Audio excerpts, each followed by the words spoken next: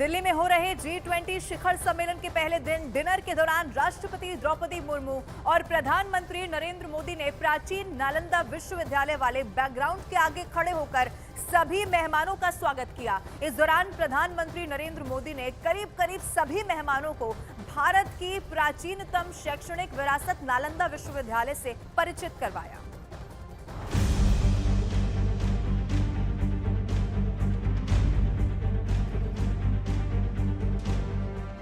ऐसा क्या था नालंदा विश्वविद्यालय के इस पोस्टर में कि ऐसी कौन सी खास बात थी नालंदा विश्वविद्यालय की इस तस्वीर में, और ऐसा जानने और बताने लायक क्या था नालंदा विश्वविद्यालय की अवशेष वाली तस्वीर में कि राष्ट्रपति के डिनर में आमंत्रित हर विदेशी मेहमान उसके बारे में जानने के लिए बेकरार रहा और खुद देश के प्रधानमंत्री और राष्ट्रपति हर मेहमान को नालंदा विश्वविद्यालय की इस तस्वीर के बारे में जानकारी देते नजर आए।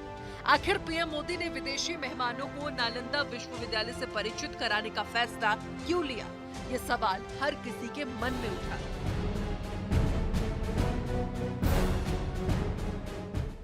अमेरिका के राष्ट्रपति जो बाइडेन हो या ब्रिटेन के प्रधानमंत्री ऋषि सुनक, फ्रांस के राष्ट्रपति मैक्रो हो या फिर जर्मनी के चांसलर ओलाफ शॉल्स, हर किसी ने उस तस्वीर के बारे में जानना चाहा और जानने के बाद हर कोई हैरान भी हुआ। हैरान इस बात की कि प्राचीन भारत शैक्षणिक रूप से कितना समृद्ध था। आश्चर्य इस बात का कि जिस युग में दुनिया लेखनी का कखरा सीख रही थी, उस वक्त में भारत विश्व गुरु की भूमिका निभा रहा था और दुनिया भर के छात्रों को नालंदा विश्वविद्यालय में अलग अलग विषयों का अध्ययन करा रहा था। भारत का ये सबसे प्राचीन विश्वविद्यालय रहा है जो 5वीं सदी से 12वीं सदी तक अस्तित्व में रहा। इसकी विरासत महावीर और बुद्ध के युग से चली आ रही है जो प्राचीन भारत की प्रगति को दर्शाती है।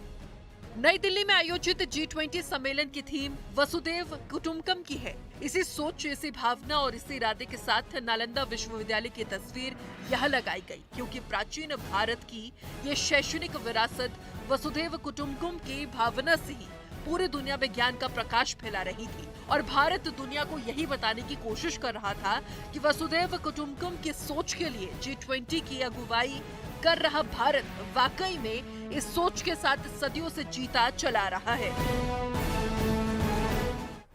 और आज G20 सम्मेलन के दूसरे दिन 4 बड़े कार्यक्रम आयोजित होंगे, जिसमें बैठक शुरू होने से पहले सभी विदेशी नेता राजघाट पहुंच जाएंगे, जहां वो राष्ट्रपिता महात्मा गांधी को श्रद्धांजलि अर्पित करने वाले हैं। और फिर इसके बाद सभी नेता भारत मंडपम वापस लौटेंगे, जहां वो G20 की यादगार बैठक के रूप में वृक्षारोपण भी करने वाले हैं। इसके बाद सभी नेता तीसरे सत्र में हिस्सा लेंगे। तीसरे सत्र की थीम वन फ्यूचर रखी गई है। तीसरे सत्र के साथ ही G20 सम्मेलन का समापन हो जाएगा और सभी विदेशी मेहमान अपने अपने देश को लौटने लगेंगे। लेकिन कई देशों के नेता भारत के साथ द्विपक्षीय बातचीत के लिए यहां रुकेंगे, जिनके साथ पीएम मोदी बारी बारी से द्विपक्षीय बातचीत करेंगे और इसी दौरान उन देशों के साथ कई अहम समझौते भी किए जा सकते हैं।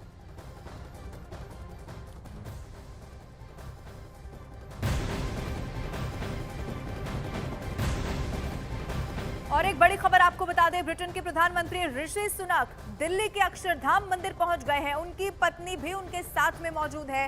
इस दौरान मंदिर के आसपास सुरक्षा के कड़े इंतजाम पहले से ही कर दिए गए थे। ये तस्वीरें आप जो इस वक्त आपके टीवी स्क्रीन पर देख रहे हैं, आपको इसमें सुरक्षा की चाक चौबंद व्यवस्था दिखाई देगी। आपको ऋषि सुनक का काफिला दिखाई देगा क्योंकि पहले से तय कार्यक्रम था, इसीलिए अक्षरधाम मंदिर के आसपास की सुरक्षा व्यवस्था चाक चौबंद कर दी गई थी। ब्रिटेन के प्रधानमंत्री ऋषि सुनक जब यहां हिंदुस्तान पहुंचे तो उनकी तरफ से पहली इच्छा यही जाहिर की गई कि वो अक्षरधाम मंदिर जाना चाहते हैं। इससे पहले भी कई बार वो ये गर्व से कह चुके हैं कि मैं गर्व से कहता हूं, मुझे बहुत गर्व होता है कि मैं हिंदू हूं। वो कई बार इससे पहले भी मंदिर में जा चुके हैं, गौ पूजा कर चुके हैं और एक बार फिर से आज अक्षरधाम मंदिर पहुंचे हैं ऋषि सुनक।